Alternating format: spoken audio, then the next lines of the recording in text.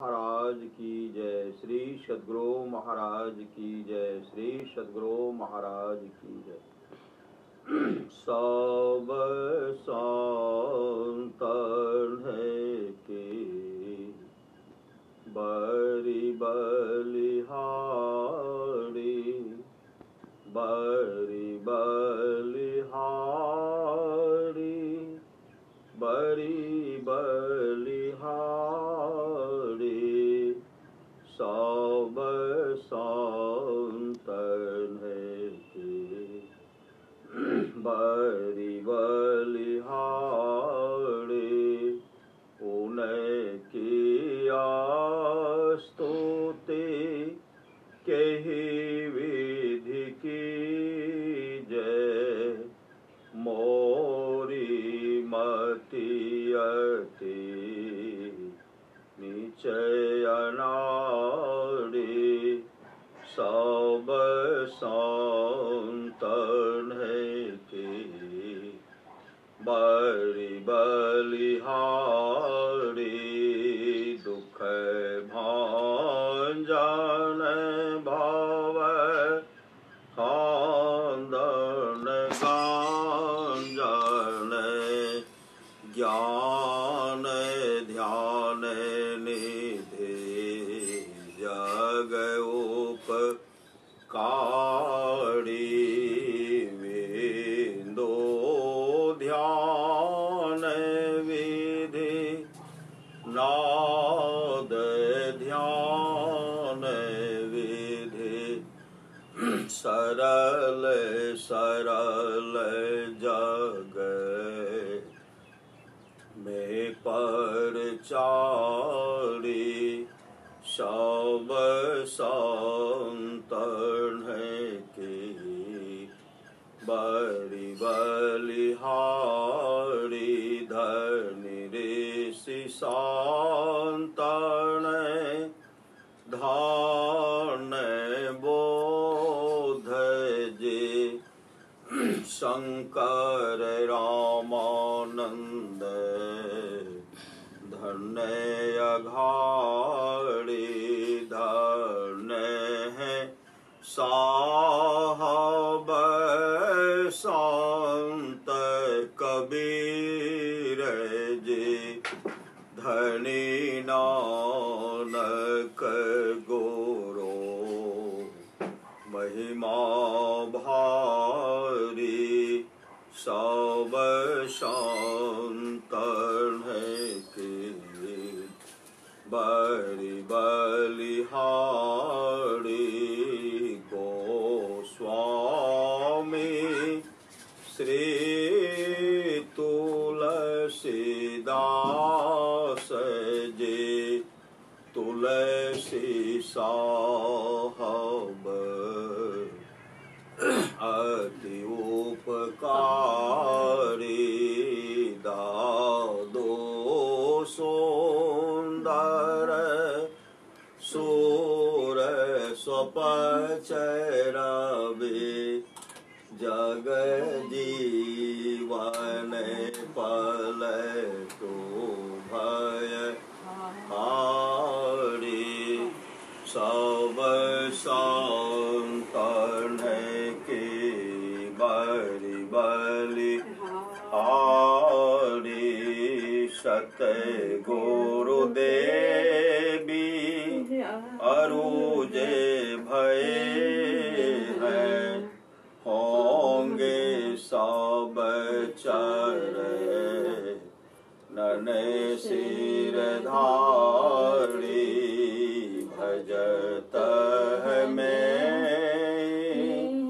धान धान कही गही संत पद।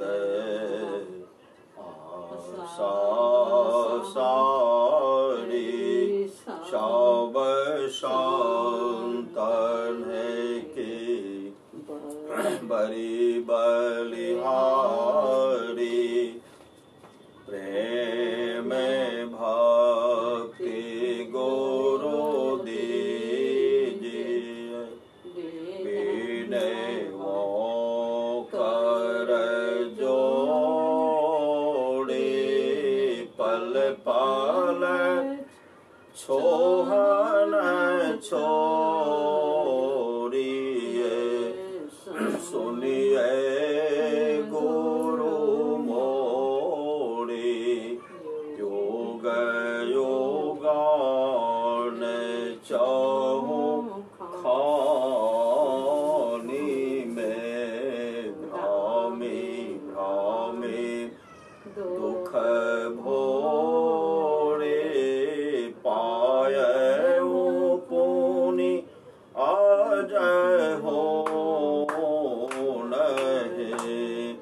राहो इन्हें ते दौड़े पल पल मान माया में काबू भी लगन होता भक्ति भेद बिसरा रहे दुख सही सही रोता गोरो दया ले दया करे दिए भेद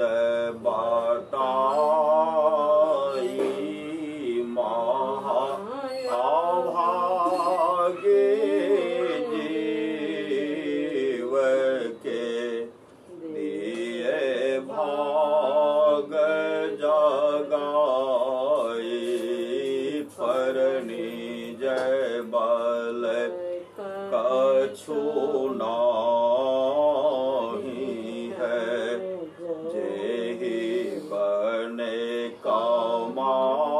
कमाई सो बल तब ही पावो गुरु होय सहाय दृष्टि टिके श्रुति धुने रामे आशय करो गुरु दाया भजना में मान ऐसो रामे जस राम सो माया जोत जगे धोनी सोनी परे श्रुति चढ़े आकाश सार धोन में लीन होई लहे निज घर वासा निज पण की जात काल्पना सब जाय मिटाई मन सावाचा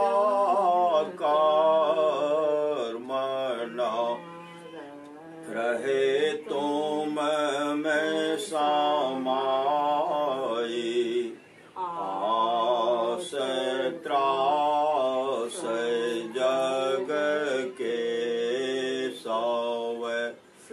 सब वैर वने हो सकल भूले के रहे गुरु तो मैं पाद स्नेह हूँ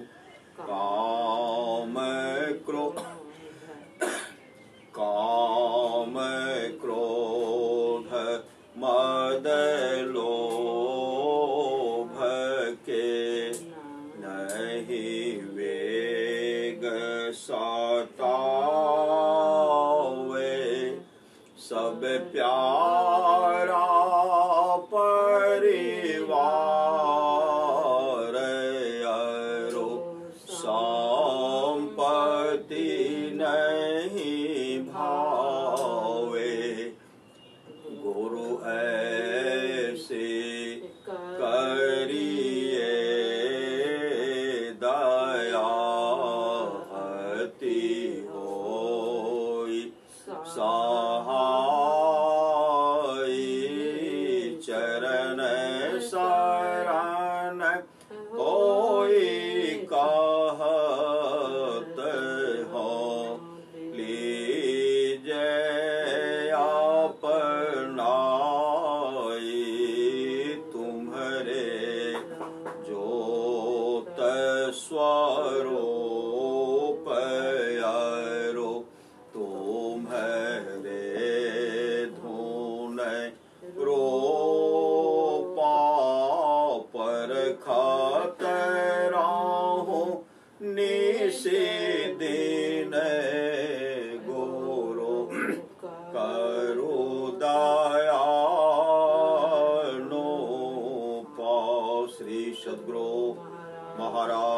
की जय। अब हम लोग थोड़ी देर सामूहिक ध्यानाभ्यास करें। श्री सद्गुरु महाराज की जय।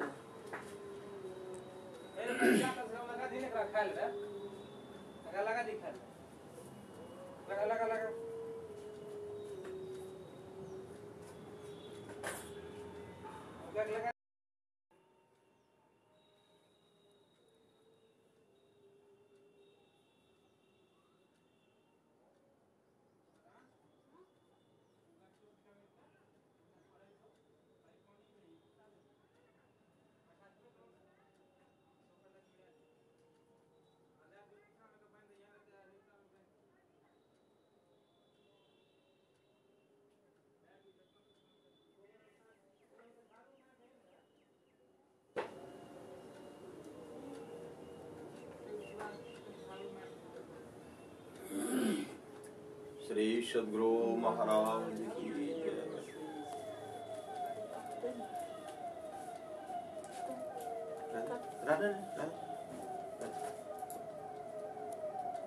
श्री रामचरितमानस सार सटिक तृतीय सोपान अरण्य कांड।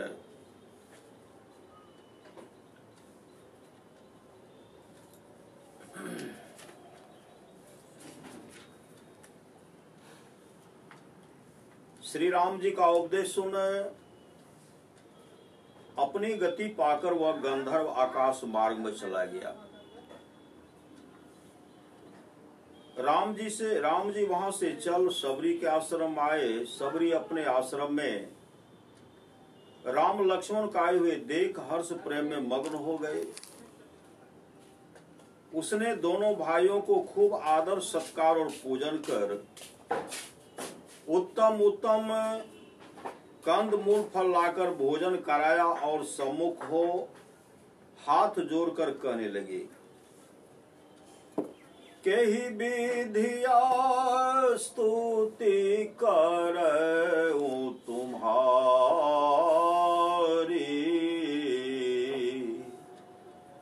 अधम जाति मैं जरमति भारी,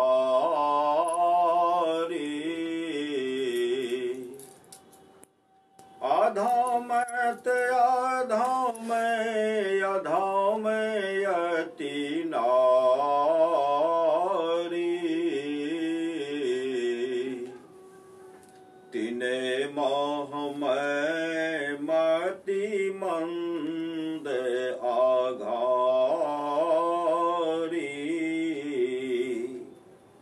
मैं आपकी स्तुति किस तरह करूं?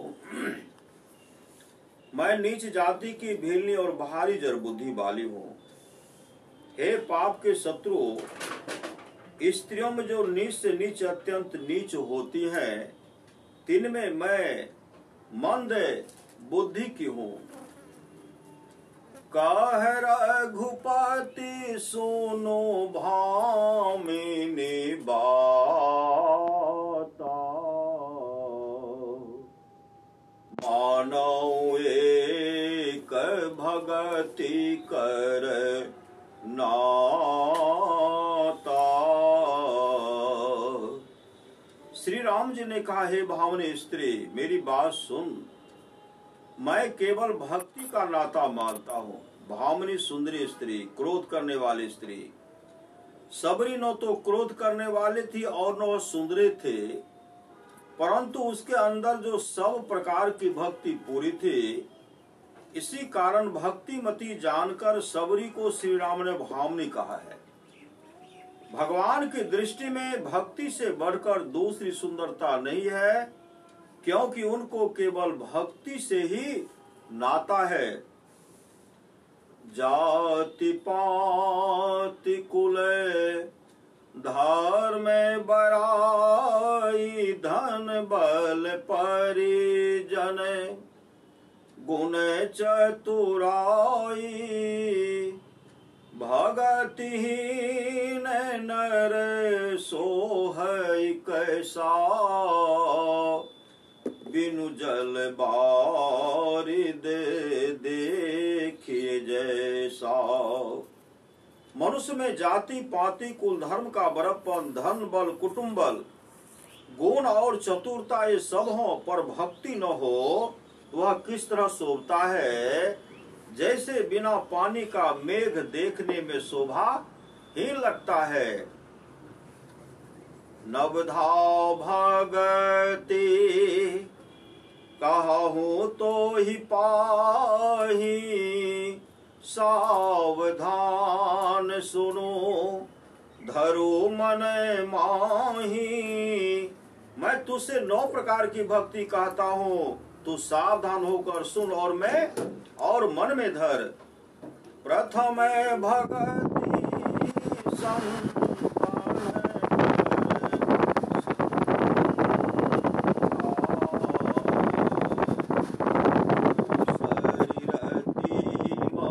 कथा प्रसंगा।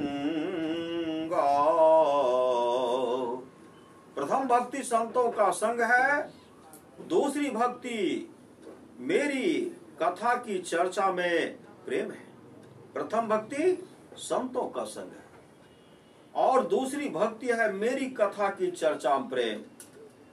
गुरुपद पंकज सेवा तीसरी भगति अमान।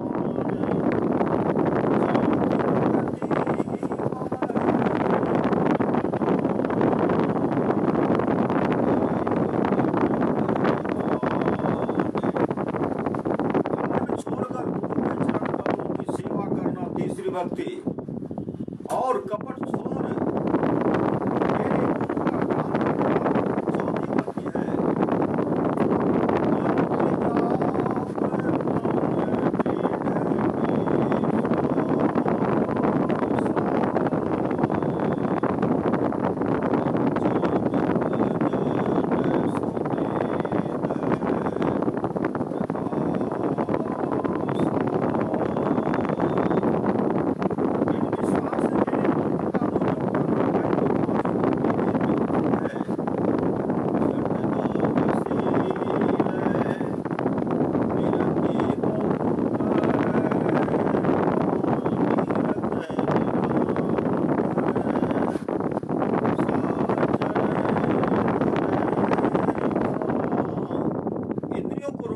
स्वभाव बनाना, बहुत से कर्मों को करने से विरक्त होना, कर्म कांडात्मक कर्म के फलों से मन में हटाव रखना और सदा सज्जनों के धर्म में लगा रहना अर्थात झूठ चोरी नशा हिंसा और व्यभिचार इन 5 पापों से बचते रहना छठी भक्ति है।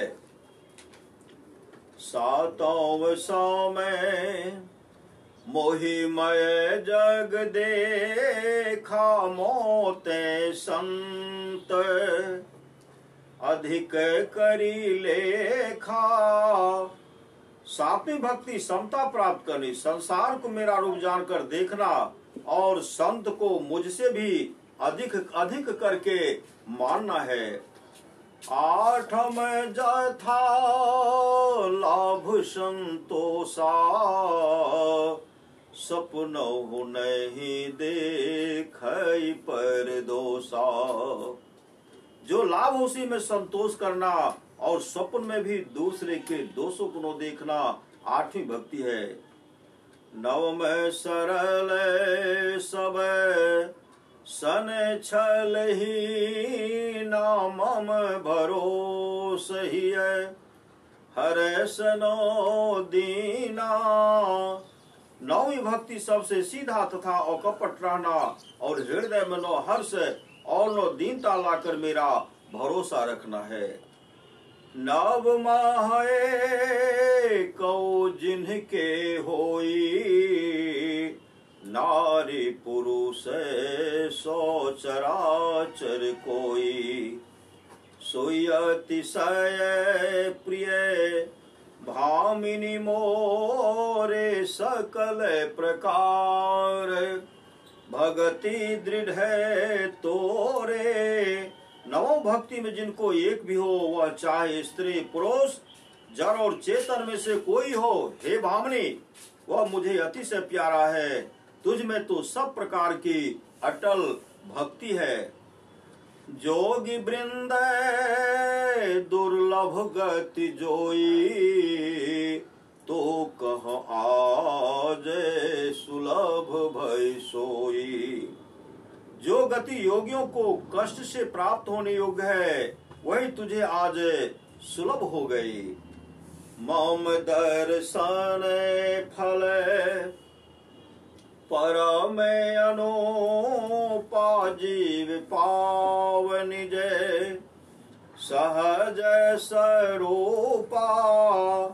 मेरे दर्शन का अतिशय अनुपम फल है कि जीव अपने आत्म स्वरूप को पाता है।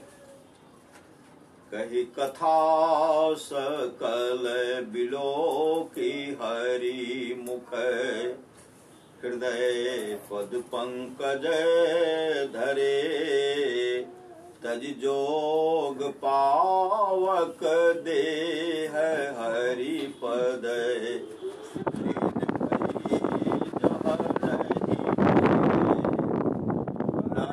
विविध कार में आधार में बहुमत, शोक प्रद सब त्याग हो।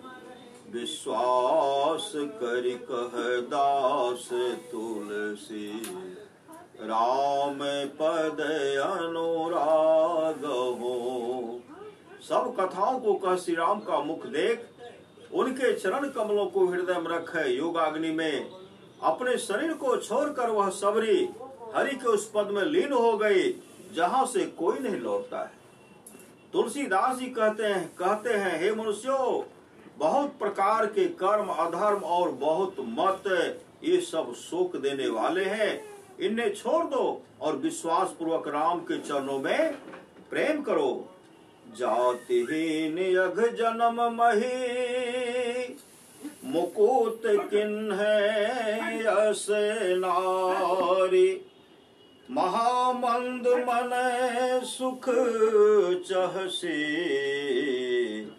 ऐसे प्रभु ही विसारी। छोटी जाति की पापों की जन्मभूमि ऐसी स्त्री को जिन्होंने मुक्त कर दिया रे मन, ऐसे प्रभु को भूल कर सुख चाहता है तो महामंद है। श्री सद्गुरु महाराज की जय। बंदो गुरुपद कंज कृपा सिंधु नर रोप हरि। महामोह तम पुंज जासु बचन रवि करनी करा।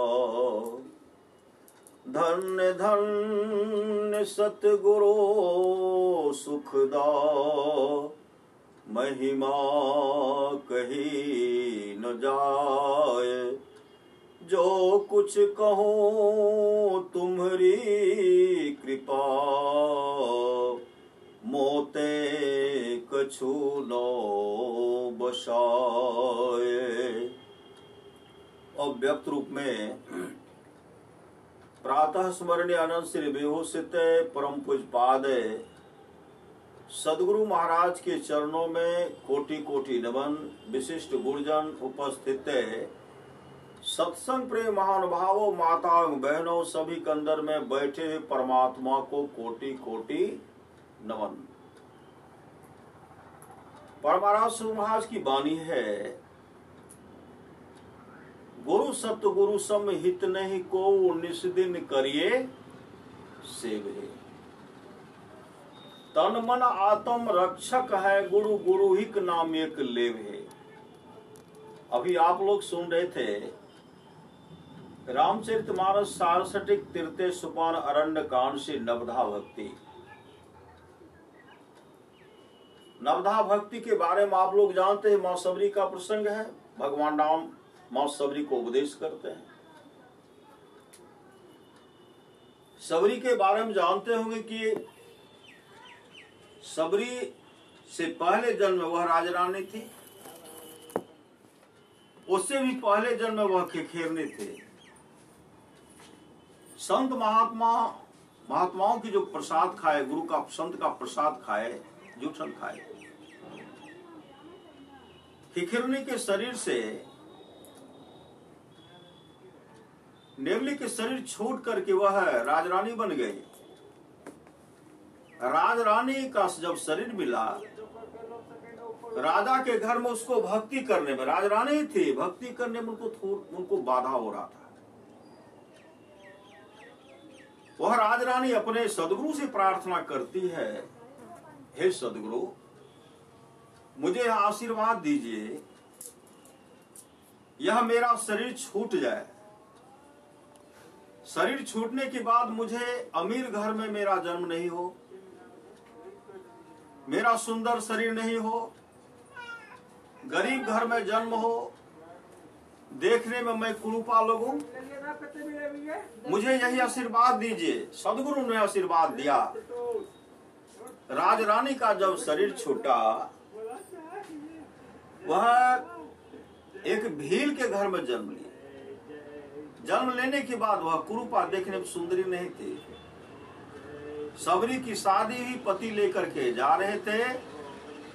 पति जंगल में जब उनको देखते हैं, जब घूंघट हटता है, हवा बह रही थी, जब माथे पर से सारी कपड़ा नीचे गिरता है तो उनके मुख को देखते हैं। पति के मन में इस कुरूपा को कहां ले जाऊं, मेरे घर के बाल बच्चे डर जाएंगे। पति वहां से भागे। अब दुखियारनी सोच रही है कि मैं कहां जाऊं। कहते गांव की बेटी दुलारी जा रही सबको रुलाकर, तात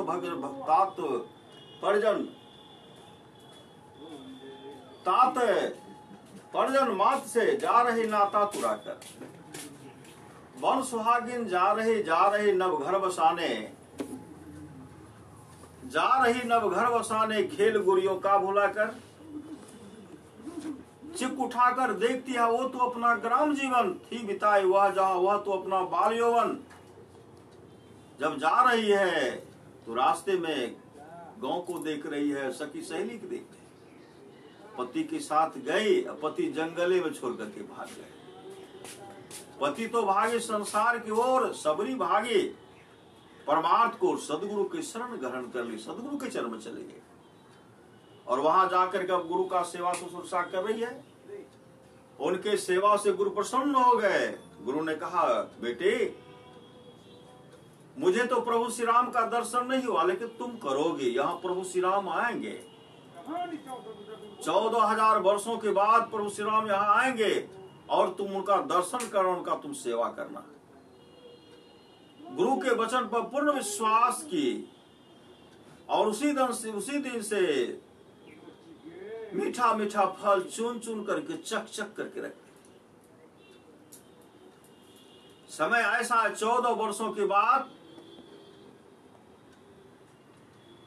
बीच में उनको बहुत कष्ट दिया गया। सन्यासी के द्वारा बहुत कष्ट, बहुत मार पीट, आश्रम से निकाल दिया गया। पानी लाकर, पानी जहां से वह पीती थी उसमें उनको पानी पीने के लिए बंद कर दिया गया। लेकिन गुरु के प्रति श्रद्धा रखती हुई सबरी वहीं रह गई। 14,000 वर्षों के बाद जब प्रभु श्री राम का पदार्पण हुआ, प्रभु श्री राम मां सबरी के आश्रम में गए। मां सबरी पहचान गई कि यही श्री राम है, क्योंकि गुरु ने उसे इशारा किया था। और भगवान श्री राम को किसी संत ने कहा, ऋषि ने कहा, प्रभु आप मां सबरी के आश्रम पर जाइए, बहुत बड़ी भक्तिनी है। उस संत के द्वारा जो मां सबरी का गुणगान हुआ था, भगवान श्री राम जैसे आते हैं और कहते हैं, मां सबरी, मां को प्रणाम, माता सबरी को प्रणाम। मां सबरी क्या कहती हैं, प्रभु श्री राम आइए, पधारिए, प्रभु श्री राम पधारिए। भगवान श्री राम कहते हैं, भगवान श्री राम कहते हैं, भगवान श्री राम कहते हैं,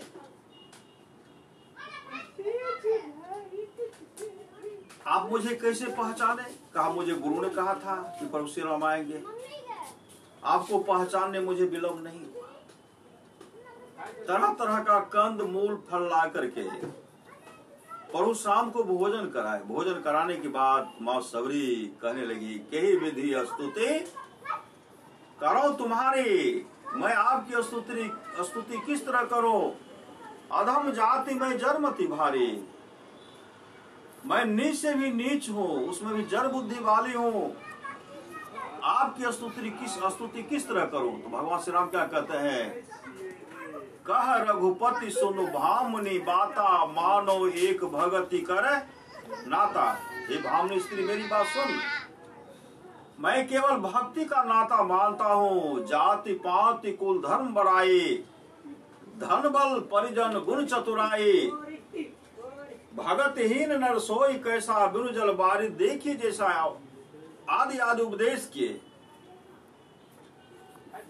तो भगवान श्री राम क्या कहते हैं? प्रथम भगति संतन कर संगा। प्रथम भक्ति है संतों का संग, दूसरी रति मम कथा प्रसंगा। दूसरी भक्ति है मेरी कथा की चर्चा प्रेम। गुरुपद पंकज सेवा, तीसरी भगत मान। चौथी भगति मम गुण गणो, करे कपड़ तजगान। मंत्र जाप मम दृढ़ विश्वासा, गुरु प्रदत्त मंत्र जो उसको जपिए। पंचम भजन सु वेद प्रकाशा, छठदम शील विरति भोग कर्मा। निरत निरंतर सज्जन धर्मा, आदि आदि सुन रहे थे।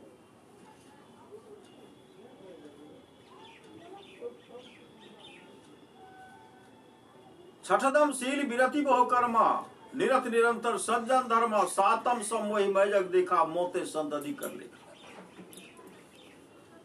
आठम जथा लाभ संतोषा, जो हो उसी में संतोष रखिए।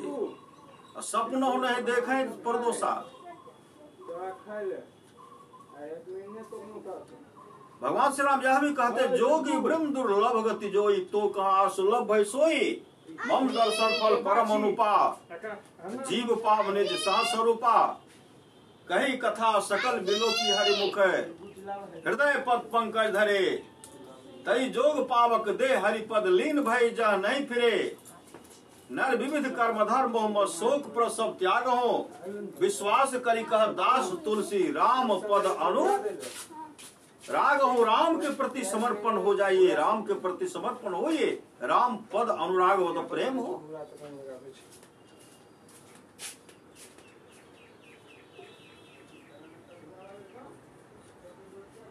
जातिहीन अजन्म मही, मुकुट किन्नस नारे। महामंद मन सुख चाहसी, ऐसे प्रभु विसारी। छोटी जाति की पापों की जन्मभूमि, ऐसी स्त्री को जिन्होंने मुक्त कर दिया। अरे मन ऐसे प्रभु को भूल कर सुख चाहता तो महामंद है। गुरु के प्रति समर्पण, और वह मां सबरी हरि के उस पद में लीन हो गए, मोक्ष को प्राप्त की। तो गुरु के प्रति समर्पण होना चाहिए। आप लोग जानते होंगे, सारे पुत्र मोदगल्य, सारे पुत्र का भाई था रेवत। सारे पुत्र तो पहले ही जंगल चले गए थे। सारे पुत्र पहले जंगल चले गए, सदगुरु के चरण में चले गए थे। सारे पुत्र पहले चले गए थे। अब क्या करते हैं? अब जो है रेवत के मन हुआ हमें भी भक्ति करनी है। सारी पुत्र के माँ के मन हुआ कि सारी पुत्र तो मेरा सन्यासी हो गया, रेवत मेरा सन्यासी नहीं हो। रेवत का शादी 5 वर्ष में कर देते। 5 वर्ष में रेवत का शादी 5 वर्ष में मां लगा दी कि 5 वर्ष में शादी कर देंगे तो यह विवाह के बंधन में बन जाएगा। डोली में बैठा करके श्री सदगुरु डोली में बैठा करके कहाँ ले जा रहे थे? शादी करने के लिए। शादी करने के लिए जा रहे थे, उसी समय डोली पर जो डोली में बैठे हुए थे नीचे फिसल गए। 5 वर्ष का था, फिसल करके जंगल में भागे। और उनके मन में कहाँ जा रहा हूँ शादी करने? शादी मैं नहीं करूंगा। जंगल भाग गए। वहां जब गए तो लड़का है नहीं, शादी किससे होगी? वापस आए, लड़का भाग, लड़का कहाँ गिरेगा पते नहीं। 5 वर्ष का गिरेगा कहाँ पता चलेगा। वापस आए, सब कहते हैं शादी तो नहीं हुई, लड़का तो जंगले से भाग गया। कहाँ जंगले में भागा, कहाँ भागा इसका पता नहीं। माँ काफी चिंता करने लगी। माँ काफी चिंता कर रो रही। आंख से आंसू बंद हो ही नहीं रहा कि मेरा लड़का, मेरा बेटा कहाँ चला गया। रेवत तो सदगुरु के प्रति इतने समर्पण हो गए थे, उनको तो उसी जीवन मोक्ष को प्राप्त करना था, उसी से वो चले गए। कहा भगवान बुद्ध के शरण में, भगवान बुद्ध के चरण पर दंडवत हो गिरते हैं। जैसे वह गए, भगवान बुद्ध से वह भजन भेद लेते हैं। इतने निष्ठा से, इतने तन्मयता से वह भक्ति भाव में लगे। भगवान बुद्ध कहते हैं रेवत इसी जन्म में मोक्ष को प्राप्त कर लेगा। सारी पुत्र की माँ आई, सारी पुत्र की जब माँ आई तो पता चला कि सारी पुत्र से कहते हैं रेवत कहाँ है। सारी पुत्र कहते हैं, सारी पुत्र जान गए कि रेवत मेरा आया है। सारी पुत्र रेवत का दर्शन, रेवत से मिलने के लिए नहीं आते थे। अगर आऊंगा तो मेरे भाई के अंदर में जो मोक्ष का तलाश है, भक्ति का जो तलाश है, निर्वाण की इच्छा जो है, तो वह हमसे भयभीत खाएंगे। भगवान बुद्ध ने भी सारी पुत्र को रोक दिए कि सारे पुत्र तुम रेवत के पास नहीं जा सकते, क्योंकि रेवत जो है निर्वाण के समीप है। रेवत इसी जन्म में बहुत जल्दी वह मोक्ष को प्राप्त कर लेगा, मोक्ष को प्राप्त कर लेगा। सारे पुत्र मिलने के लिए नहीं आए। भगवान बुद्ध बीच बीच में मिलते थे। और एक ऐसा समय आया जब रेवत 7 वर्ष की अवस्था में ही अपने आत्मस्वरूप का दर्शन कर लेते। 7 वर्ष की अवस्था में इतनी साधना में तल्लीन हो गए। अंधकार मंडल का छेदन होता, प्रकाश का दर्शन करते हैं। शब्द के सहारे मोक्ष धाम निर्वाण को प्राप्त कर लिए। उसी समय भगवान बुद्ध और सारे पुत्र, भगवान सारे पुत्र से कहते, सारे पुत्र अब अगर तुम रेवत से मिलना चाहते हो तो मेरे संग चलो रेवत से मिलने के लिए। भगवान बुद्ध और रेवत जिस समय विचार बनाए कि वहां मिलने के लिए जाएंगे, रेवत 7 वर्ष का था, उसी समय वहां सारी व्यवस्था कर दिए। आश्रम को सजाए, उनके बैठने का व्यवस्था, भोजन का व्यवस्था कर दिए। जैसे भगवान बुद्ध वहां पहुंचते रहे, सारी पुत्र पहुंचते, देख सारी व्यवस्था है। भगवान बुद्ध कहते हैं सारे पुत्र तो सारी व्यवस्था कर लिए हैं। रेवत क्या तुमको मेरे बारे में पता था कि मैं आने वाला हूं? रेवत कहते हाँ भंते, मुझे पता था कि आप मेरे यहाँ आने वाले हैं, इसलिए मैंने सब व्यवस्था किया। अंधकार का पट जब हट जाता तो सब कुछ उसको पता लग जाता है। और उसी समय इतने तन्मयता से वह तो आत्मस्वरूप का दर्शन कर लेते। सारे पुत्र भी निर्वाण को प्राप्त किए थे। भगवान वो चले गए, इतने साधना में रत रहते थे। एक राजा के घर में चोरी हुई। चोरी होने के बाद इन्हीं को फंसाया गया। किनको? इनके आश्रम के बगल में रख दिए थे। रेवत को फंसा गया। रेवत को राज के दरबार में लेके चले गए। उनको चाहते इनको फांसी की सजा दे दो। उसी समय रेवत कहते तुम मुझे फांसी की सजा कैसे दे सकते हो? अरे राजा, तुमको धिक्कार है। तुमको धन का अहंकार है। धन का अहंकार है कि तुमसे अपने को सोच, हमसे बड़ा कोई नहीं। अरे राजा, तुम मुझ पर शासन क्या कर सकते? तो संत पर शासन कैसे करेगा? अगर अपने जीवन के बागडोर को सदगुरु के हवाले नहीं किया, तुम्हारी काफी दुर्गति होगी। तो मुझे कोई दंड नहीं दे सकता, क्योंकि मैं निर्वाण की स्वरूप। इतने अच्छे ढंग से उनको चोट दिए। 7 वर्ष का अवस्था में राजा को हमेशा वह तुम कहते। तुम तो राजा कहते मुझे तुम क्यों कहते हो? कहा तुम नहीं को तो आप कहो। तुम आप कहने का लायक हो। धिक्कार है तुमको। राजा जिसने तुमको बना, जिस परमात्मा तुमको राजा बनाया, धन के ऐठकर में हमसे बढ़कर के कोई नहीं है। धन में, मद में, चुत अहंकार में फूले रहते हो, परमात्मा को याद नहीं करते। ऐ राजा, कल्याण चाहता है, धन को प्राप्त करके फूलो नहीं और परमात्मा को भूलो नहीं। कल्याण चाहता तब भी अपने जीवन के बागडोर को सदगुरु के हवाले करो, तब तुम्हारा लाभ, तब तुम्हारा कल्याण होगा। नहीं तो दुख भोगते रह जाओगे। इतने अच्छे ढंग से समझाए। तब राजा कहते हैं मुझे माफ कर दो, मुझे माफ कर दीजिए। आप मेरा गुरु बन जाए, मेरा आप गुरु बनिए, मुझे भजन दे। कहा नहीं नहीं, तुम्हारे जैसे पापी राजा का मैं गुरु नहीं बनूंगा, तुम्हारे जैसे पापी राजा का मैं गुरु नहीं बनूंगा। मुझे तो क्या जलाओगे, मेरा तो हत्या क्या करोगे। उसी समय रेवत आकाश को ओर उड़ते हैं, आकाश को ओर उड़ गए, योगाग्नि में उड़ते हैं और आकाश को ओर जा रहे हैं। योगा अपने योग बल से अपने पूरे शरीर में आग लगा लिए। कौन? रेवत। और वहां से राख जो जल जल के आग का टुकड़ा राख जो गिरता था, आग जैसे राजा के माथे पर गिरा, राजा के अंदर में जो अहंकार था सब समाप्त हो गया। तब चीखते हैं, चिल्लाते हैं, रेवत मुझे नामदान दे दो, जब रेवत मुझे नामदान दे दो। उसने कहा नहीं, मैं तुम्हारे जैसे पापी का गुरु नहीं बनूंगा, गुरु तुम्हारे भगवान बुद्ध बनेंगे। इसलिए मैं चला मोक्ष, और मोक्ष को प्राप्त कर लिया। तो भगवान श्री राम कहते करण आधार सदगुरु दिरनावा। मां सबरी से कहते हैं प्रथम भक्ति संतन कर संगा।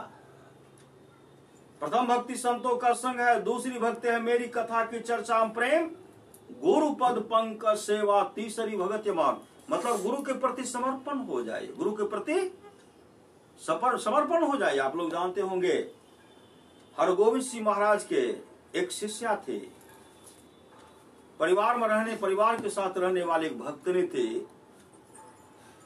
माई देसासाई, और गुरु के प्रति समर्पण, बहुत समर्पण रहा करती थी। बराबर वह सत्संग में जाती थी, सुबह सुबह जब जाती थी लोग कहने लगते थे यह जो है बांझ है, बांझ, यह निपुती है, इसको एक भी पुत्र नहीं है, यह बांझ है, इसका दर्शन करने से जतरा खराब हो जाता है, इसका दर्शन नहीं करना चाहिए, इनके दर्शन करने से पाप लग जाता है। उसी समय वह माई सदगुरु के पास गई, हरगोविंद सिंह महाराज के चरणों में गिर गई और कहने गुरुदेव मुझे पुत्र नहीं है और इसका चिंता मुझको नहीं है, मुझे तो पसंद है संत और सदगुरु, सत्संग मुझे पसंद है, इसका मुझे कोई चिंता नहीं है। लेकिन लोग जो मुझे कहते हैं बांझिन है, आपके दर्शन करने के लिए आते लोग कहते बांझिन है, निपुती है, इस तरह जो कह रहे मुझे दुख हो जाता है। मुझे पुत्र नहीं है तो कोई चिंता नहीं, इस बात का दुख है कि यह हमेशा यह दर्शन देती है, बराबर आती है, इसका दर्शन होने से जतरा खराब हो जाता है। इसलिए हे सदगुरु, मैं आपसे प्रार्थना करती हूँ कि मुझे एक पुत्र हो जाए, एक पुत्र, कम से कम एक पुत्र मुझे हो जाए। उसी समय हरिगोविंद सिंह महाराज कहते हैं माई तेरे भाग में एक ही पुत्र लिखा हुआ नहीं है, तेरे भाग में एक भी पुत्र लिखा हुआ नहीं है, और एक जन्म क्या 7 जन्मों तक तुमको एक भी पुत्र नहीं होगा। उसी समय माई देसासाई कहते हैं कि मेरे भाग में लिखा हुआ नहीं है तो लिखने वाले तो आप हो, मेटने वाले भी आप हो, लिखने वाले भी आप हो, मेटने वाले भी आप हो। इसलिए उस समय आपने नहीं लिखा तो अब तो लिख दो, उस समय आपने नहीं लिखा, अब तो लिखो, इसे काट करके अब तो लिख दो। उसी समय हरगोविंद सिंह महाराज कहते हैं माई एक बार कह दिया तुमको अब तुमको पुत्र नहीं होगा, 7 जन्मों तक पुत्र नहीं होगा। वह माई रोती बिलखती वापस से घर की ओर जा रहे थे। हरगोविंद सिंह महाराज के एक सेवक थे, शिष्य, वह सब सुन रहे थे। हरगोविंद सिंह महाराज कहते माई सदगुरु क्या कह रहे थे, सच्चे पातशाह क्या कह रहे थे, मैं सब कुछ सुन रहे थे, मैं सब कुछ सुन रहा था। इसलिए माए तुम पुनः वापस जाओ और सदगुरु से यह कहो कि हे सदगुरु, लिखने वाले आप हो, मेटने वाले आप हो, उस समय आपने नहीं लिखा तो अब तो लिख दो। जैसे वह माए पुनः गए, हे सदगुरु लिखने वाले आप हो, मेटने वाले आप हो, उस समय आपने नहीं लिखा तो अब तो लिख दो। फिर सदगुरु ने कहा मैं एक ही बार कह दिया तुमको 7 जन्मों तक एक भी पुत्र नहीं हुआ, तुम जाओ। रोती बिलखती वह वापस जा रहे थे।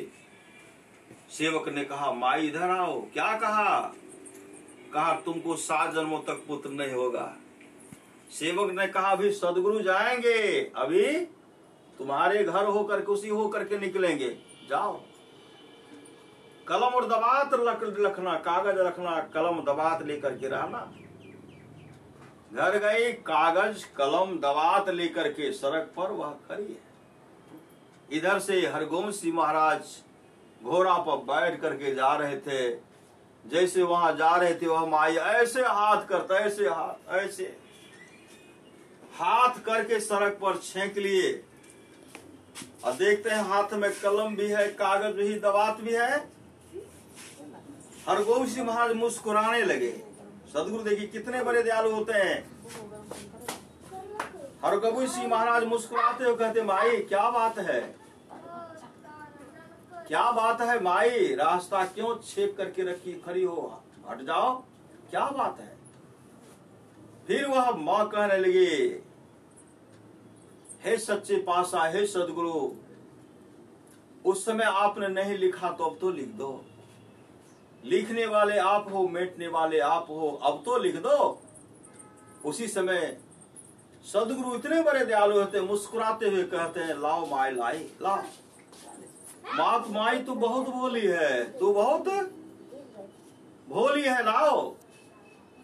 जैसे कागज देते हैं, कागज लिए या कलम दवात में डालते हैं और उसको लेकर के लिखने वाले थे। एक घोड़ा का टाप ऊपर बढ़ता, आगे पीछे होता है, जैसे आगे उड़ता है घोड़ा का टाप आगे बढ़ता है।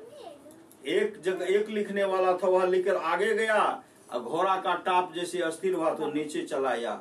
एक की जगह लिखा चला गया 7, एक की जगह लिखा चला गया 7। उसी समय हरगोविंद सिंह महाराज कहते माई लेने आई थी एक और लेके जा रही 7। तू लेने के लिए एक पुत्र आए थे और 7 लेकर के जा रही है। जाओ तुम, जाओ माए, तू 7 पुत्रों की मां बनोगी, 7 पुत्रों की मां। समय आने पर 7 पुत्र हुआ। यह सदगुरु की कृपा है। गुरु ही तो है, गुरु पितु है, गुरु ही जीव के मितु है। गुरु सम कोई नहीं दूजा जो जीवों को उधारा। गुरु के प्रति समर्पण हो जाइए। आप लोग जानते होंगे हरगोविंद सिंह महाराज टहल रहे थे एक शिष्य के साथ, और उस समय के बहुत बड़े जमीन सेठ थे, बहुत बड़े सेठ, बहुत धनाढ़ व्यक्ति। झंडा दास जा रहे थे, रास्ते में टहल रहे थे, सुबह का समय था। उसी समय हरगोविंद सिंह महाराज कहते झंडा तू ठहर जा। झंडा ठहर गए, रुक जा झंडा, रुक जा। और सदगुरु चल दिए। सुबह जा रहे थे, दोपहर हो गया। किसी ने कहा रे सदगुरु भूल गए होंगे, अब तू चला जा। कहा नहीं, गुरु ने कहा रुक जा। तो मैं जब तक गुरु का आदेश नहीं होगा तब तक मैं यहां से बढ़ूंगा नहीं। रुक जा, रुक गए। सुबह से लेकर के दोपहर हो गए, दोपहर से होकर के शाम हो गए, लेकिन सदगुरु वापस नहीं आए। दूसरे दिन भी खड़े हैं, सुबह हो गया, शाम हो, दोपहर हो गया, नहीं आए। फिर गुरु शाम आते हैं और कहते झंडा तू यहाँ क्या कर रहा है? तो कहा सदगुरु आपने कहा रुक जा। कहा मैंने कहा रुक जा, तो अब तू चल। उसी समय दंडवत उनके चरण पर गिर गए, उनके चरण पर गिर गए। सदगुरु के प्रति इतने समर्पित हो गए झंडादास। और सदगुरु क्या करते उन्हें हृदय से लगाते हैं, उनको रूहानी और दौलत से भरपूर कर दे, अंतर्दृष्टि को खोल देते हैं। श्री सदगुरु रूहानी और दौलत से भरपूर कर देते हैं, रूहानी और दौलत से भरपूर कर देते हैं। और झंडादास का परम कल्याण हो गया। गुरु के प्रति समर्पण, गुरु के प्रति समर्पण होना चाहिए। आप लोग जानते होंगे गुरु नानक देव जी महाराज, गुरु के प्रति कैसा समर्पण होना चाहिए। गुरु नानक देव जी महाराज के शिष्य थे कौन? लाहना, उनका नाम था लाहना दास, लाहना। गुरु नानक देव जी महाराज जो उनको कहते थे सदा करने के लिए हमेशा तैयार तत्पर रहते थे, हमेशा तैयार रहते थे। परीक्षा लेते हैं। गुरु नानक देव जी के पुत्र के मन में होता था मुझे ही, मेरे पिताजी सदगुरु हैं, संत सदगुरु हैं, मुझे ही गुरु गद्दी मिले। दामाद का मन था हमको गुरु गद्दी, बेटी के मन में था मेरे पति को गुरु गद्दी दे दे। लेकिन सदगुरु तो ठोक ठोक ठोक ठोक करके गढ़ गढ़ गढ़ के शिष्य को बनाते हैं। एक दिन की बात है, नानक देव जी महाराज रास्ते में चल रहे थे। कटोरा क्या कि शहर की नाला था, शहर में गंदी नाला तो उसी नाला गिरा दिए। काफी गड्ढा था, काफी गड्ढा। जैसे उसमें गिराते हैं, गुरु नानक देव जी महाराज अपने पुत्र से कहते हैं मेरा कटोरा जो है नाला में गिर गया, इसको निकाल दो। तो पुत्र क्या कहते, यह कटोरा जो गंदी नाले में गिर गया उसको निकालूंगा मैं? मेरे शरीर पर कितना वस्त्र है, मेरा शरीर कितना सुंदर है, मैं इस कीचड़ में धंसो? 2-4 कटोरा आपको हम दे देंगे, लेकिन हम उसमें घुसने वाले नहीं। चल दिए। दामाद को कहते वह भी चल दे। लहना पीछे खड़े थे। उसी समय नानक देव जी कहते लहना मेरा कटोरा उसमें गिर गया है, क्या तुम निकालोगे? कहा गुरु आज्ञा की देर है। कूद पड़े कटोरा को निकाल करके साफ करके संग लेके चल दिए। पूरा कीचड़ लग गया शरीर में। पुत्र के मन में तो लहना तो अपने ही पागल है। कटोरा एक दूसरा कई कटोरा हो जाता है। इस तरह नहीं घुसना चाहिए, और अपने पिताजी को इस तरह नहीं घुसाना चाहिए आपको। फिर चल रहे हैं, परीक्षा ले रहे हैं। संजोग से एक दिन की बात है,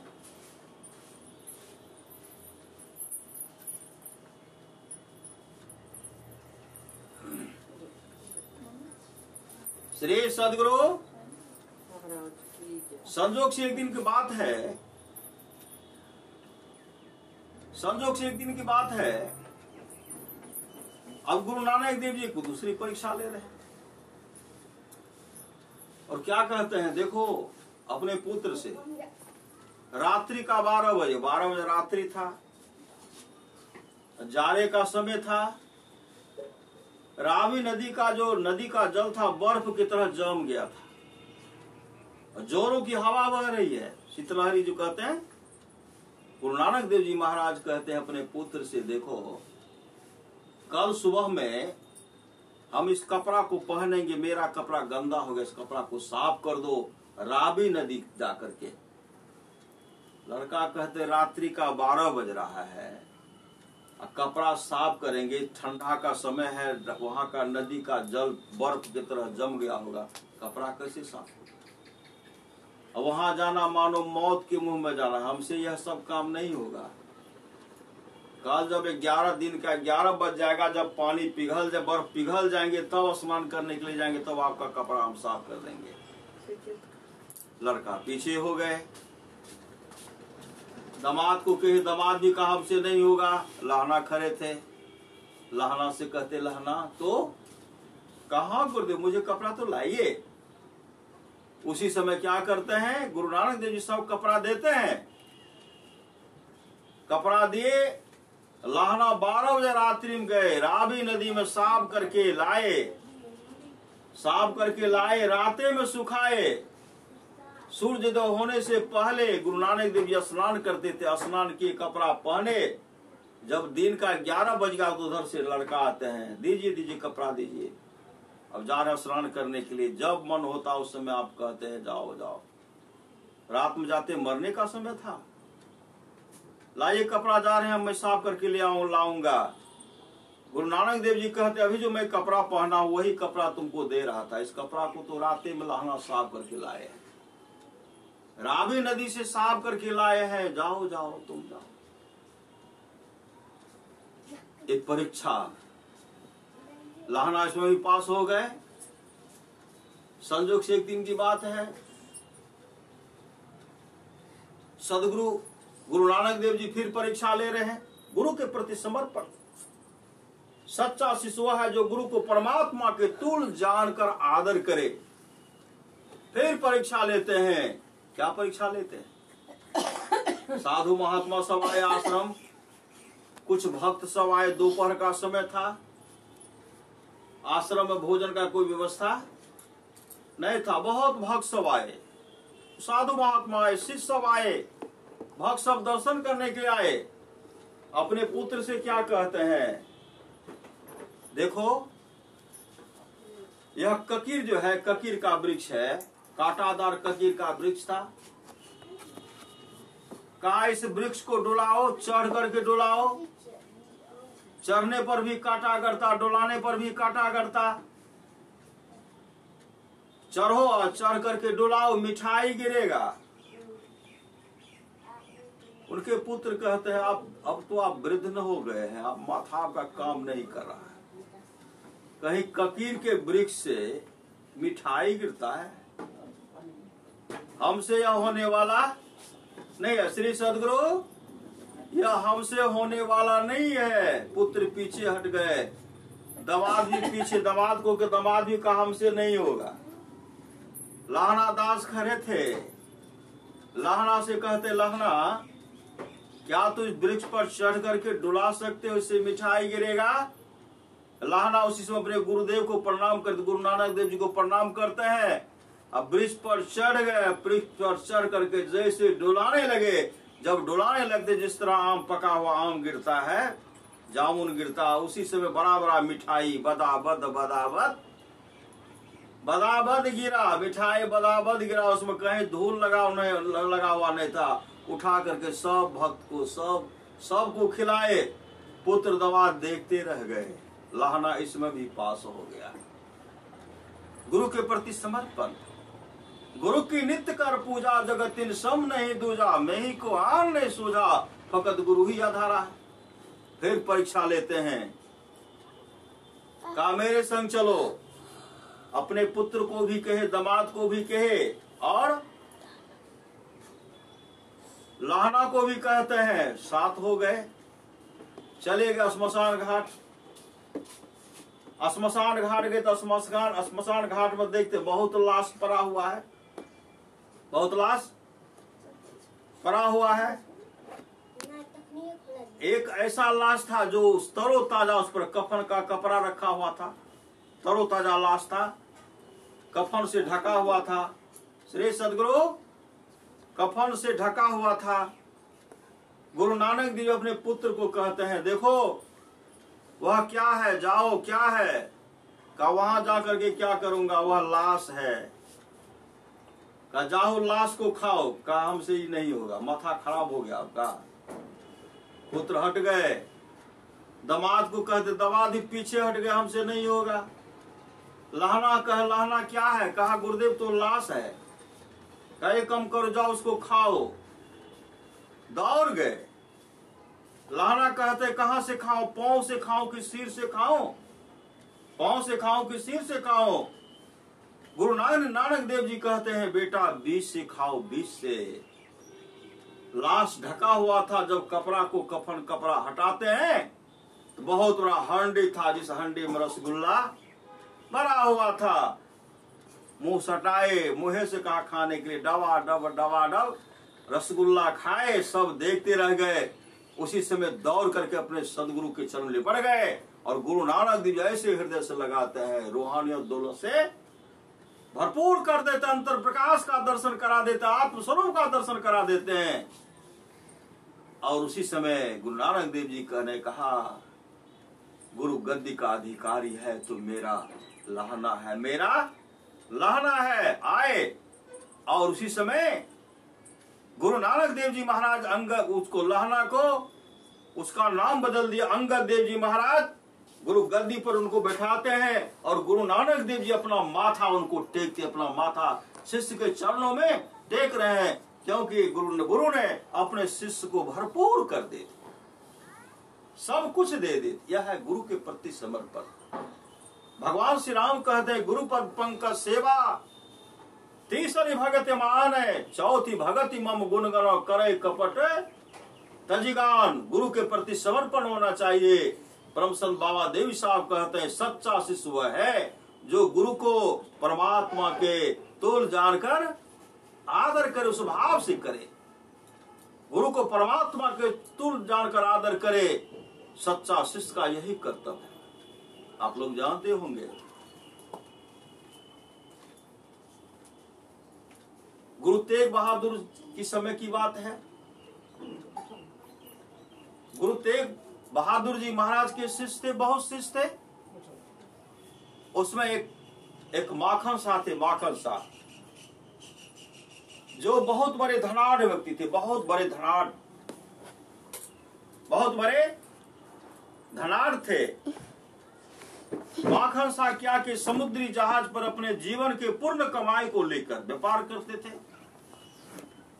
पूरे समुद्री जहाज पर पूरा व्यापार का सामान उनका लदा हुआ था। वह समुद्री जहाज क्या हुआ, समुद्र के दलदल में फंस गया। समुद्र के दलदल में फंस गया। जैसे उसमें फंसा, अब माखन शाह के मन हुआ कि अब मैं तो बर्बाद हो जाऊंगा, मैं बर्बाद हो जाऊं, क्योंकि मेरा जहाज समुद्र के दलदल से निकलेगा नहीं, मेरा सब सामान बर्बाद हो जाएगा, धन बर्बाद हो जाएगा। उसी समय अपने सदगुरु को याद करते हैं, सदगुरु जब मेरा यह जहाज समुद्र के दलदल से निकल जाएगा, मैं आपके चरणों में 500 मोहरे सोना का असरफी, 500 सोना का असरफी चढ़ाऊंगा। 500, देखिए कितना उस पर धन था। और उसी समय समुद्र के दलदल में जो जहाज फंसा हुआ था निकल गए। माखन शाह आए, समुद्र के किनारे लगा। माखन शाह के जीवन का पूर्ण जो सब कमाई था सब बाहर के अपने घर ढोए, घर ले गए। तब वहां से निकलते हैं जिन सदगुरु को वह गच्छे थे। यहां जब आए तो देखते हैं यहाँ 24 गद्दी लगी है, 24 गद्दी। सब अपने को गुरु कह रहा कि मैं ही सच्चा सदगुरु, मैं ही गुरु हूं, मैं सच्चा गुरु मैं हूं। कहा इनमें से कौन गुरु है? कहा सब कहते मैं ही गुरु। अब कैसे परीक्षा लेंगे? अब माखन लाल शाह जी, माखन शाह क्या करते हैं, 5 असरफी को दिए तो क्या कहते, तू तो बहुत बड़ा दानी है, तो बहुत बड़ा दानी है, आहा बहुत दानी है। माखन शाह कहते इसमें सच्चा सदगुरु नहीं है, इसमें सच्चा सदगुरु नहीं है। दूसरे के पास गए, दूसरे को भी 5 असरफी दिए, वह भी कहा तू तो बहुत बड़ा दान। उनका जय जयकार करने लगे। माखन शाह कहते इसमें यह भी सच्चा सदगुरु नहीं। 24 गुरुओं के पास गए जो अपने को गुरु कहते थे, सबको 5-5 असरफी दिए, सब ने इसका बड़ाई किए। माखन शाह समझ गए कि इसमें कोई सच्चा सदगुरु नहीं। उसी समय रोने लगे। उसी समय वह रोते हुए कहते इसमें कोई सच्चा सदगुरु नहीं है। और यहाँ कोई रहते हैं, यहाँ और कोई रहते हैं? कहा एक बकाला है। क्योंकि गुरुदेव ने कहा था अंतिम मतलब बकाला में भी, इसके बाद बकाला में भी गुरु होगा। बकाला वहां गए, कहा एक खंडहर है, गड्ढा है, उसमें एक रह रहे, उसको लोग पागल कहते, पागल। उस गड्ढे में हमेशा रहते, उसको पागल लोग कहते, पागल। वहां माखन शाह गए तो वहां भी 5 असरफी चढ़ाए। जैसे 5 असरफी चढ़ाते हैं उसी समय वह कहते हैं देख, जब तेरा जहाज समुद्र के दलदल में फंस गया था उस समय तुमने 5 असरफी गच्छा था। मेरे पीठ को देख, जैसे कपड़ा हटाते तो पीठ 2 फांक था, 2 फांक फटा हुआ। उस समय तू 5 असरफी का छाता भी 5 दे रहा है। और उसी समय माखन शाह कहते वाह गुरु पायो जी। गुरु तेग बहादुर सिंह कहते नहीं ढिंढोरा मत पेट, नहीं तो मुख में कालिक चूना लग जाएगा। माखन शाह कहते मुख में कालिक चूना लगाना पड़ेगा, लगा लूंगा, लेकिन सच्चा गुरु कहाँ है इसको बताकर ही छोड़ूंगा। वाह गुरु पायो जी, वाह गुरु पायो जी। तमाम भक्त आए, सारी घटना बताए। सब ऐसे से मेरे साथ मेरे जीवन की घटना है, और ये सच्चा सदगुरु है, इन्होंने मेरी रक्षा की, इनकी पीठ दो फांक हो गया। इतने बड़े सामर्थ्यवान होते सदगुरु। वही भगवान श्री राम कहते गुरुपद पंकज सेवा तीसरी भगति अमान, चौथी भगति मम गुण गणो करे कपर तिज गान। गुरु के प्रति समर्पण हो जाना, समर्पण। आप लोग जानते होंगे सम्मन मूसल को, सम्मन मूसल को जानते होंगे। गुरु नानक देव जी महाराज के समर्पित शिष्य थे। गुरु नानक देव जी के पास जाते हैं, गुरु नानक देव जी से कहते हैं मैं सत्संग का भंडारा करना चाहता हूँ, साधु महात्मा को भोजन कराना चाहता हूँ, मेरे यहाँ सत्संग का समय दे दीजिए, क्योंकि मैं साधु महात्मा को भोजन कराऊंगा। गुरु नानक देव जी इनको समय दे दिए, अमुक समय में तुम्हारे यहाँ सत्संग होगा, भंडारा होगा। और जिस समय उसको समय दिया था, उनके पास पूर्ण पैसा था, मेहनत करते थे, मजदूरी करते थे, कमा कमा करके सदगुरु को जो भंडारा देंगे, संत को भंडारा देंगे, उसका पूर्ण व्यवस्था था। जैसे समय मिला धीरे धीरे, कभी पुत्र बीमार पड़ते, कभी पिता बीमार पड़ते, परीक्षा लेते, सब पैसा इलाज में खर्चा हो गया। फिर कमाए, फिर इलाज में खर्चा, फिर कमाए, फिर इलाज में खर्चा।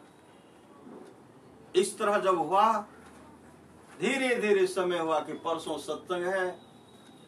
अब तो उनके पास फूटी कौड़ी भी नहीं है। गांव के लोग के पास गए और गांव के लोग से कहते हैं मेरे यहाँ मेरे गुरुदेव का पदार्पण होने वाला है, हम सत्संग कराना चाहते हैं, सत्संग भंडारा करेंगे और इसके बाद आपको कमा के दे देंगे। किसी ने नहीं गाछा। एक तो भक्त मांग रहे हैं सत्संग कराने के लिए, भंडारा कराने के लिए, कोई किसी का हृदय नहीं पसीजा, कोई नहीं दिए। अंत में एक सेठ जी के पास गए। सेठ जी ने कहा कल सुबह आना। सुबह गए तो दोपहर आना, दोपहर गए तो शाम आना, शाम गए तो रात माना। उस दिन चले, दूसरा दिन भी चला गया। दूसरा दिन सुबह आओ, सुबह गए, कहा दोपहर आओ, दोपहर गए शाम आओ, और शाम गए रात आओ, सुबह में सत्संग होने वाला है। रात में जब गए तो कहा नहीं होगा।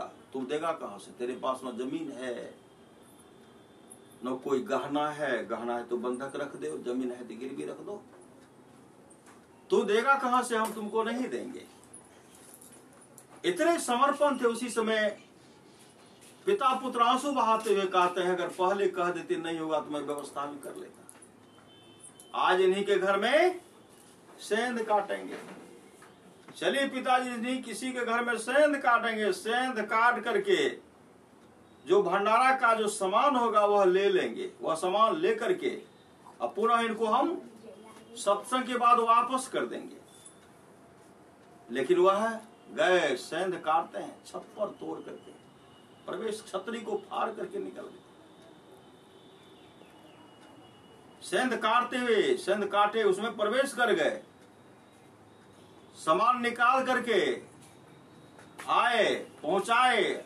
वहां गए तो नमक हल्दी छूट गया था, पुनः उनको लेने के लिए आए। नमक हल्दी जैसे लेकर के निकाल रहे थे, शेर जी जग गए, सब परिवार जग गए। सब परिवार जब जग गए तो पिताजी उधर खींच रहे हैं और सेठ सब परिवार भीतर खींच रहे, पांव को खींच रहे। मूसर कहते पिताजी अब मैं बाहर नहीं हो पाऊंगा, क्योंकि सेठ सौ परिवार मुझे खींच रहे हैं, इसलिए आपके पास तलवार है, मेरा गला काट कर लेके चले जाइए। पिताजी ने कहा मैं ऐसा नहीं करूंगा। मूसर कहते ऐसा अगर नहीं करेंगे तो लोग कहेंगे गुरु के बंदे भी चोर होते हैं। गुरु को बदनाम होने से तो बचाइए, गुरु की बदनामी नहीं हो ऐसा काम तो कीजिए। पुत्र मोह को छोड़िए, आपके हाथ में तलवार है, गुरु की बदनामी नहीं हो ऐसा काम तो कीजिए पिताजी। बहुत कहने पर उसमें पिताजी क्या करते, उनके सिर को काट लेते हैं। सिर को काट करके नमक और हल्दी और सिर लेकर के चले गए और सिर को जाकर के घर में ढक देते हैं। शेर जी जब खींचते हैं तो सर तो नहीं है, धर है। शेर जी समझ गए अब हम फंस जाएंगे। तब शेर जी आते हैं, सम्मन मूसन सम्मन सम्मन कहो। सम्मन कहते क्या बात है शेर जी, कहा मेरे घर पर चलो। गए, कहते इस लाश को बाहर कर दो, किसका लाश है? उसको पता ही था मेरे पुत्र का है, कंधे पर लिए। और शेर जी ने कहा जो सत्संग में खर्चा होगा हम तुमको देंगे। शेर जी क्या कि अपने पुत्र को कंधे पर लेकर के गए, सर धर को एक जगह कर देते हैं। सुबह सदगुरु का पदार्पण हुआ, गुरु नानक देव जी का पदार्पण हुआ, सत्संग प्रारंभ हो गया, भंडारा भी हो रहा है। सत्संग समाप्त हुआ, भंडारा बनकर के तैयार हो गया। जब बिछावन बिछाया गया, पत्तल लगाया गया, तो गुरु नानक देव जी कहते हैं सम्मन अपने लिए भी लगाओ, मूसन को नहीं देख रहा। मूसन कहाँ चला गया? मूसन को भी, मूसन के लिए भी लगाओ। सम्मन कहते गुरुदेव मूसन तो नहीं है। कहा उसके लिए भी लगाओ, जब तक मूसन रहेगा तब तक हम लोग भी नहीं खाएंगे। तो अपने लिए मूसन के लिए पत्तल लगाओ। पत्तल लगवाए श्री सदगुरु, मूसन के लिए पत्ते लगाओ, पत्तल लगाओ। पत्तल लगवाया गया, परोसा गया। उसी समय गुरु नानक देव जी कहते हैं सम्मन मूसन को पुकारो। मूसन कहाँ चला गया? मूसन को पुकारो। उसी समय सम्मन कहते गुरुदेव मेरे पुकारने पर मूसन नहीं आएगा। मूसन तो बहुत दूर चला गया, मैं जीवन पर्यंत पुकारता रहूंगा, थक बोलते बोलते थक जाऊंगा, पुकारता रहूंगा, मेरी आवाज उनके कान तक नहीं जाएगी। और आप एक बार कहेंगे मूसन आओ तो मूसन दौड़ करके चलाएगा। उसी समय गुरु नानक देव जी कहते मूसन कहाँ हो? मूसन आओ। भोजन बनकर के पत्तल पर भोजन परोसा चला गया। आओ मूसन आओ, भोजन तो खाओ। आओ मूसन आओ, भोजन तो खाओ। जब तक तुम नहीं आओगे तब तक हम भी नहीं खाओ। आओ भोजन तो खाओ।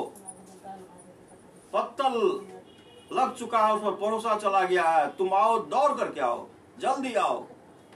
उसी समय सर और धर सरता है और मूसन दौड़ते अपने सदगुरु के चरण में लिपट जाता है। यह सत्संग की कृपा है, गुरु की कृपा है। गुरुपद पंकज सेवा तीसरी भगत मान, चौथी भगति मम गुण गनो करे कपट तजी गान। मतलब गुरु के प्रति समर्पण हो जाए, गुरु के प्रति समर्पण। आप लोग जानते हो घसियारा, घसियारा गुरु नानक देव जी महाराज के शिष्य थे घसियारा। एक समय की बात है, गुरु नानक देव जी महाराज का सत्संग हो रहा था। गुरु नानक देव जी तमाम भक्तों से कहते हैं मुझे 500 रुपये की बहुत जरूरत, 500 रुपये की बहुत जरूरत है, 500 रुपया मुझे 500 रुपया व्यवस्था करके दो। गुरु नानक देव जी मांग कर रहे हैं, सज्जनों किसी का हृदय नहीं पसीजा। उस सत्संग में से बड़े बड़े सेठ साहूकार भी थे। उस सत्संग में बड़े बड़े सेठ साहूकार थे, किसी का हृदय नहीं पसीजा। तब गुरु नानक देव जी झांक करके देखते और पूछते घसियारा आया है कि नहीं? कहा घसियारा नहीं आया है। तब गुरु नानक देव जी कहते घसियारा को जाकर के कह देना, घसियारा तेरे गुरुदेव का मांग है 500 रुपया, 500 रुपया का व्यवस्था वह करके देगा, जाओ घसियारा को उसका देना। सत्संग समाप्त हो गया और उस सत्संग में एक शेर जी बैठे हुए थे। शेर जी के पॉकेट में 10,000 रुपया था। वह तो किसी से मांग रहे थे, कोई किसी को दिए, कोई दिए नहीं। वही सेठ कंजूस सेठ गए कहने के लिए घसियारा घसियारा कल सत्संग हो रहा था, गुरु नानक देव जी महाराज 500 रुपया का मांग तुमसे किए हैं। हाँ। नानक देव जी ने कहा उनको कहना घसियारा हमको 500 रुपया की व्यवस्था करके देगा। उसे हम घसियारा कहते मेरे पास मन में मेरे पास रुपया तो है नहीं, लेकिन गुरुदेव का मांग है तो व्यवस्था करूंगा, मैं जरूर गुरुदेव को पहुंचाऊंगा। उसी समय घसियारा के पास कोई व्यवस्था नहीं था, घास काट करके अपने जीवन यापन करता था। घास बेच करके अपने परिवार का भरण पोषण भी करता, उसी में से दान भी करता, रुपया भी दान करता, चना खरीद करके दान करता, चना का सत्तू चना भी दान करते, सत्तू भी बना करके दान करते थे, उसी घास को बेच करके। उसी समय घसियारा को एक उपाय सोचा। एक राजा है, राजा के पास एक खलीफा है जिसका नाम है मस्किनिया। राजा का ऐलान था जो मेरे मस्किनिया से हाथ मिलेगा उनको 500 रुपया दूंगा, 500 रुपया दूंगा। जो मस्किनिया को पछाड़ देगा उसको 1000 रुपया देंगे। घसियारा के मन में वहां जाना, मौत के मुंह में जाना है, उससे हम बचेंगे नहीं। लेकिन गुरुदेव का जो मांग है वह मांग तो पूरा हो जाएगा। अपने पत्नी से कह रहे कि मैं जा रहा हूं गुरुदेव के लड़ने के लिए, गुरुदेव के लिए लड़ने के लिए, मरने के लिए मैं जा रहा हूं। वहां से मैं बच करके नहीं आ सकता। मैं अपने पुत्र को साथ में लेकर के जाता हूं, उससे हाथ मिलाना मानो मौत के मुंह में जा रहा, हमारी तो मृत्यु हो जाएगी। लेकिन मैं राजा को पहले कह दूंगा कि मेरे मृत्यु के बाद भी मेरे लड़का को आप 500 रुपया दे दीजिएगा, जो मेरे गुरुदेव को दे देंगे। गए, वहां गए, राजा से कह, राजा के पास गए तो राजा कहते कहाँ आए हो, कहाँ मस्किनिया, कहाँ मच्छर। ऐसे लिख लिख लिख लिख कर रहा है, घसियारा डोल रहा है, पात पर डोल रहा है। राजा कहते कहाँ आए हो, कहा आपके खलीफा मस्किना से मर। मस्किना तो हाथ में लगा, कहा गांव से तो कैसे एक मच्छर। मस्किना कहते मैं अपने गुरुदेव के लिए लड़ने के लिए और मरने के लिए आया हूं, मेरे गुरुदेव का मांग है 500 रुपया, हम कहां से देंगे, मेरे पास रुपया नहीं। एक उपाय यही है कि आपके खलीफा से हाथ मिलाएंगे, 500 रुपया मिलेगा, वह रुपया हम अपने गुरुदेव को दे देंगे। मेरा लड़का है, हमारी मृत्यु हो जाएगी, यह मेरे लड़का को रुपया दे दीजिएगा, यह मेरे गुरुदेव को दे देंगे। जाओ। जैसे मस्किना के पास गए, मस्किनिया क्या कहते हैं, कहाँ आए हो, कहा आपसे हाथ मिला लड़ने के लिए। मस्किनिया कहते मरने का कोई जगह नहीं था जो मेरे हाथों मरने या मुझे पाप चढ़ाने के लिए आया। उसी समय घसियारा कहते भैया हम तो गुरुदेव के लिए लड़ने के लिए मरने के लिए आए, गुरुदेव का मांग है 500 रुपया, हम कहाँ से देंगे, मेरे पास रुपया नहीं है, इसलिए आपसे हाथ मिलाएंगे 500 रुपया होगा। राजा को याद रहे नहीं रे, हमारी मृत्यु हो जाएगी, आप याद कीजिएगा कि मेरे पुत्र को रुपया दिला दीजिएगा, मेरा पुत्र मेरे गुरुदेव को दे देंगे।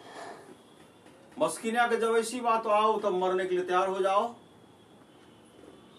जैसे गए तो मस्किनिया उस पर तरह तरह का दाव पेच चला रहा है, दाव पेच मार रहा है, वो चल रहा है, उसका कोई असर नहीं हुआ, टस से मस नहीं हो रहा। क्यों?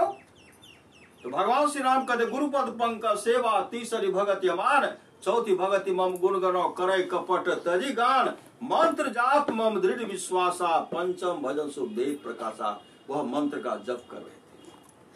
भजमन सतगुरु दयाल काटे जमजाला, गुरुधन है गुरुधन है गुरुधन है दाता दयाल, दया करे अवगुण हरे दे टाल भव जंजाल, सब मिल कहो जपते रहो जी बने रहो खुशहाल, हरदम रटो कब हुन हटो तो ही छेड़ेगा न काल।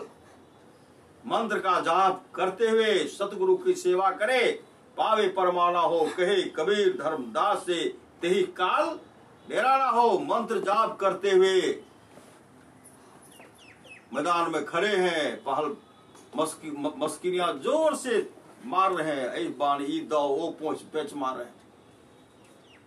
उसी समय यह मंत्र के जाप करते हुए जब मस्किनिया को घसियारा पकड़ता है, जिस तरह अच्छे अच्छे फुटबॉलर फुटबॉल को ऊपर फेंकते हैं, उसी तरह घसियारा ऐसा झिट्टी मारते हैं, ऐसे घुमाए, हाथ को पकड़ करके ऐसे घुमाए, घुमाने के बाद मस्किनिया ऊपर जाता है, ऊपर जाता है, ऊपर से नीचे आता है, चित्त गिरता है, और जब चित्त गिरता है घसियारा उनके सीने पर बैठ जाता है, सीने पर बैठ जाता। उधर से राजा कहते हैं मस्किनिया अरे बड़े बड़े पहलवान तुम्हारा नाम सुन करके अखाड़ा छोड़ करके भाग जाता था, आज एक मच्छर से हार गया, तुमको क्या हो गया।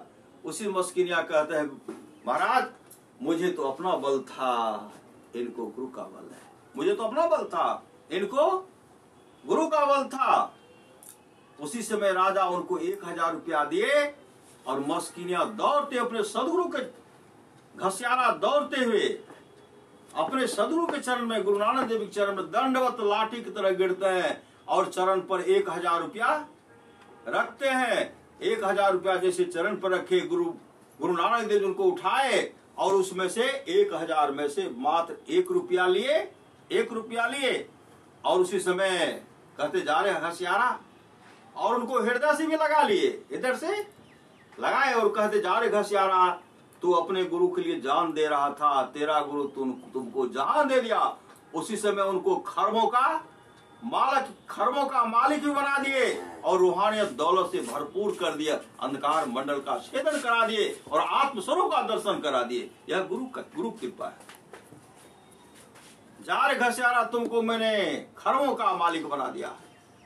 उसी समय वह कंजूस सेठ भी था वहां, जो कहने के लिए गया था। कंजूस सेठ कहते हैं, अगर मैं इस तरह जानता, मेरे पॉकेट मुझसे में 10,000 रुपया था, मैं 500 रुपया निकाल करके दे देता, आज मैं भी खरबपति हो जाता और मेरी भी अंतर की दृष्टि खुल जाती। लेकिन गुरु के प्रति समर्पण रहेंगे तब तो। गुरु के प्रति समर्पण हो जाइए, सत्संग नित और ध्यान नित संलग्नता के साथ करते रहिए, बहुत बड़ा लाभ होगा। गुरु त्यज और न चित्त बसाइए, गुरु गुरु गुरु गुरु नित्य है, जपत रहिए मैं ही कर जोरी, गुरु चरण अंदरी चित्त है। समर्पित हो जाए, समर्पण हो जाइए। गुरु की नित बिना गुरु की कृपा पाए नहीं जीवन उधारा है। फंसी सुरती आई हम फांसी अयम सुधी, आपनी नासी भई भवशोक की बासी, कठिन जहतम उधारा है। गुरु ही तो है, गुरु पितु है, गुरु ही जीव के मितु है। गुरु सम कोई नहीं दूजा, जो जीवों को उधारा है। गुरु की नित्य कर पूजा, जगत सम नहीं दूजा, मैं ही को आन नहीं सूझा, फकत गुरु ही आधारा। इसलिए गुरु के प्रति समर्पण हो जाइए और ये लोक परलोक मंगलमय होगा। जिस तरह माँ सबरी का काम बन गया, उसी तरह हम लोगों का काम बनेगा। परमारास महाराज ने कहा, सबको एक साथ कैसे मरोगे, कोई आगे मरोगे, कोई पीछे मरोगे। मेरे संग रहने वाले कदो गति नहीं होती। मैं मोक्ष नहीं चाहता, बारंबार आऊंगा, तब तक आऊंगा जब तक अपने सारे शिष्यों को मोक्ष नहीं दिला दो। तो अंदेशा किस बात की? बोलिए प्रेम से श्री सद्गुरु महाराज की जय। आरती संग सत गुरु के की जय। अंतर जोत हो तलख ले जय। पांच तत्व अग्नि जरा दीपक चास प्रकाश करे जय। गगन थाल शशि फल फूला मूल कपूर कलश धर दे जय। आक्षत नकारे मुक्ता हल पोहप लही हार गुही जय। पान मिष्टान मिठाई चंदन धूप दीप सब जय। झलक झांझ मीन मंजीरा मधुर मधुर ध्वनि मृदंग सोनी जय। सर्व सुगंध चली आकाशा मधुकर कमल के ले धोने दे जय। निर्मल ज्योत जड़त घट माही देखत दोष सब छे जय। आधर अमृत बही आवे सतमत द्वार अमर रस भी जय। पी पी हो यशूरत मत वाली चढ़ी चढ़ी उमगिया मेरा शरीर जय। कोट छवि तेज उजाले अलख पार लकीला गलगे जय। छिन छिन सूरत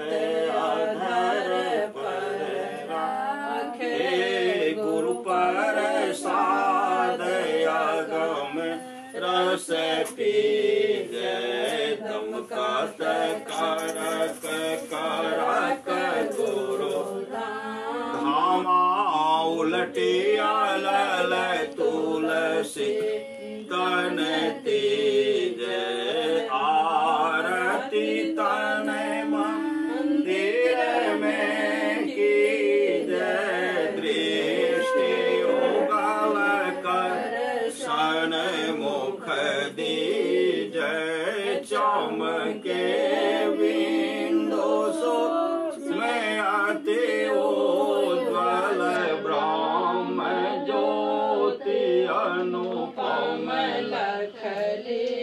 जय जगमग जगमग रूप ब्रह्मांड निरखी ज्योति तज दीज शब्द सुरत व्यास सरल तर करी करी सार सवद गईले जय ऐसी जुगति काया गण त्यागी भव वेद सकल मल छी जय भाव खंडन आरती आह निर्मल करी में ही अमृत रस पी आरती तन मंदिर में की